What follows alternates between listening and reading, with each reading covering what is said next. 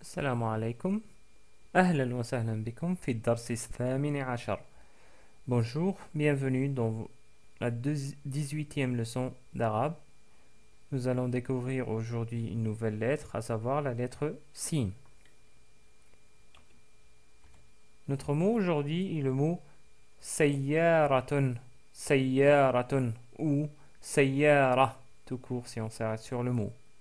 Ce mot-là commence avec le son sa, sa. Il s'agit de la lettre sin associée à la fatha, si vous voulez. Ici, c'est marqué en rouge, ce son-là est sa. Et la suite, vous connaissez déjà. Parce qu'après, il y a c'est ya, ya avec une shadda, puis ra, puis tun. Sayyaratun, sayyaratun ou sayyara. Si vous voulez isoler la lettre sin du mot, on obtient la lettre sin dans sa forme isolée. Ainsi, on peut facilement localiser la lettre sin dans notre fameux tableau de l'alphabet arabe. C'est la lettre qui se trouve à la 12e position. En termes de forme d'écriture, donc on l'a déjà vu, on l'écrit de cette manière-là. Au début, elle s'attache à la lettre qui la suit, ainsi on l'écrit de cette manière-là. Comme dans le mot sarirun, sarirun ou sarir tout court. Sarir veut dire un lit. Au milieu, elle s'attache à la lettre qui la précède et à la lettre qui la suit. Comme dans le mot nasrun, nasrun ou nasr tout court. Nasr tout court. En fin de mot, on l'écrit de cette manière-là. C'est comme la forme isolée. Par contre, elle s'attache à la lettre qui la précède.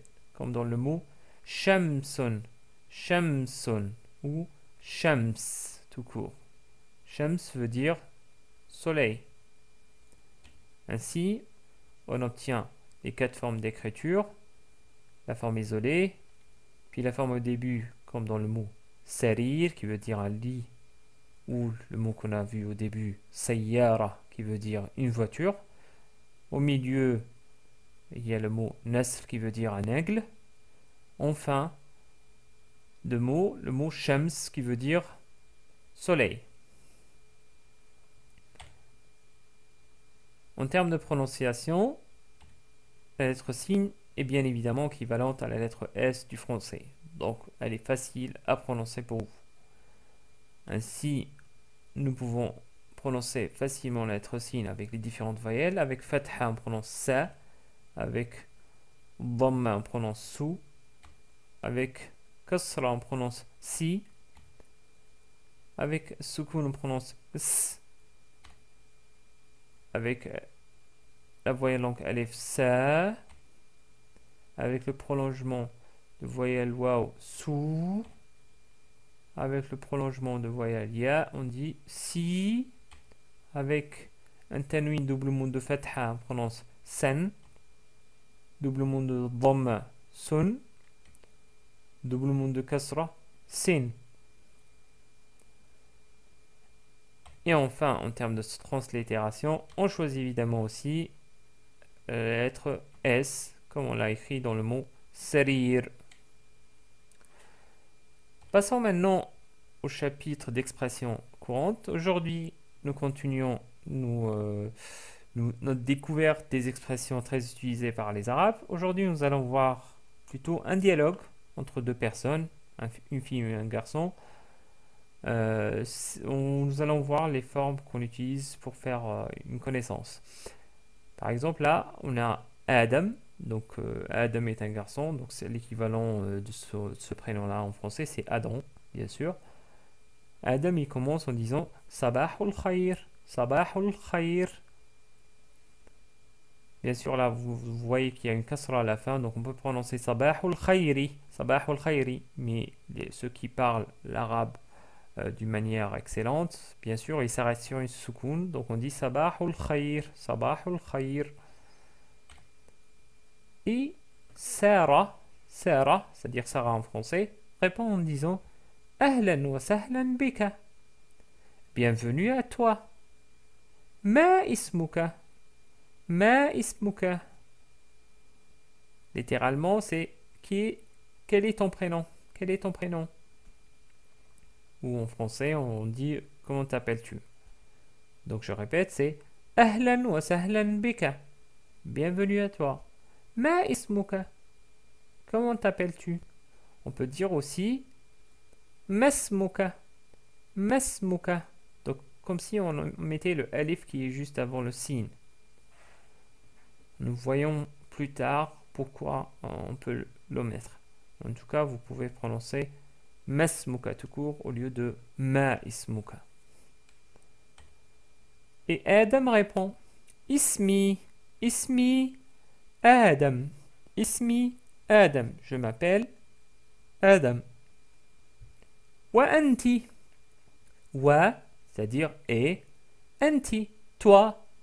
Toi au féminin par contre, parce qu'en arabe, il y a le toi au masculin et toi au féminin. Et nous allons voir ça par la suite. Donc je répète Ismi Adam. Wa anti. Et Sarah répond Ismi Sarah. Je m'appelle Sarah. Ana min Paris. Je suis de Paris. Wa anta. Et toi? Là, toi au masculin. Donc anta, toi. Au féminin, on a dit anti.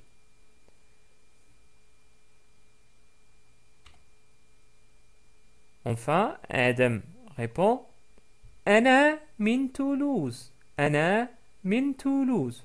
Je suis de Toulouse. Voilà, je pense que ça suffit pour une découverte d'expression. Ce sera utile pour vous pour faire la connaissance de certains arabes, donc essayez de les utiliser. Maintenant, comme on a vu, il est très simple à prononcer, je dirais même facile aussi à écrire, nous allons faire un exercice plutôt de dictée, au lieu de faire un exercice pour faire la reconnaissance de lettres signes. Par la même occasion, on va découvrir les pronoms personnels. Donc, je vais mettre une expression et vous allez essayer de la prononcer. Première expression. Donc, vous mettez pause, essayez de la lire.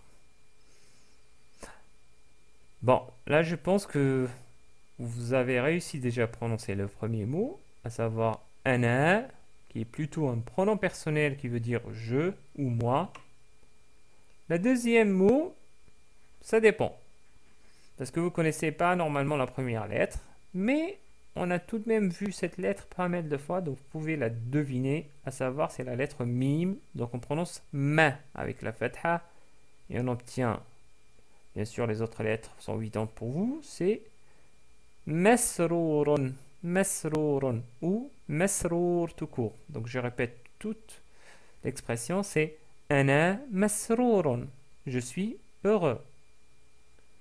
En réalité, il n'y a pas le verbe être entre les deux mots-là. Donc en arabe, c'est comme si on disait moi heureux. Moi heureux. Donc ana, moi, masrourun, heureux.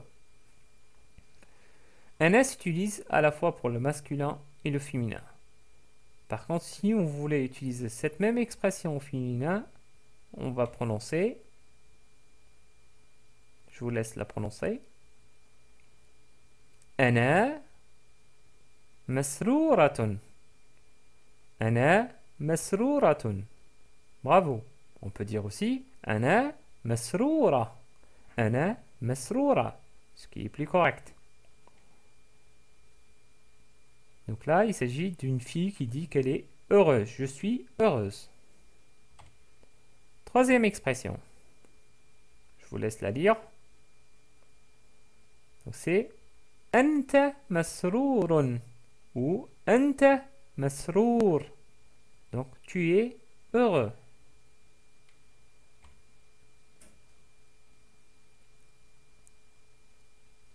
Là c'est Anti masroura.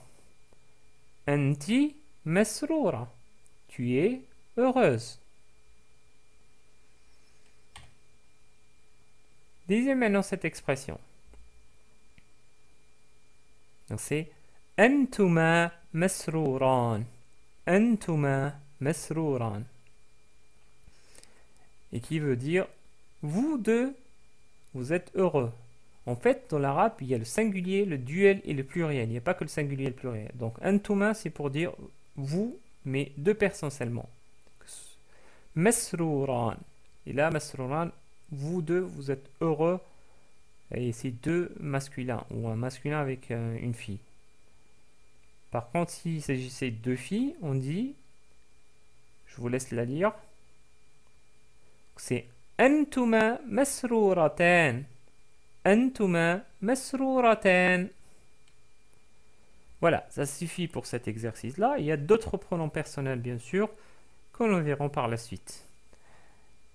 Finalisons ce cours-là par exercice d'écriture, où je vais vous montrer comment écrire trois mots. D'abord le signe au début avec le mot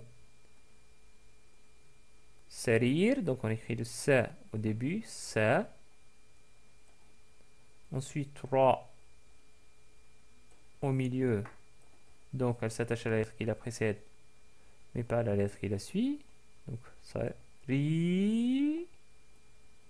Ensuite on attache le ra au ya à la fin. On écrit double dhamma. On obtient sarirun.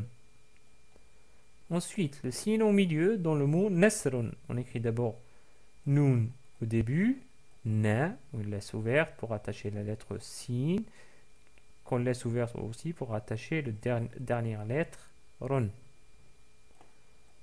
Nasrun, ou nasr tout court.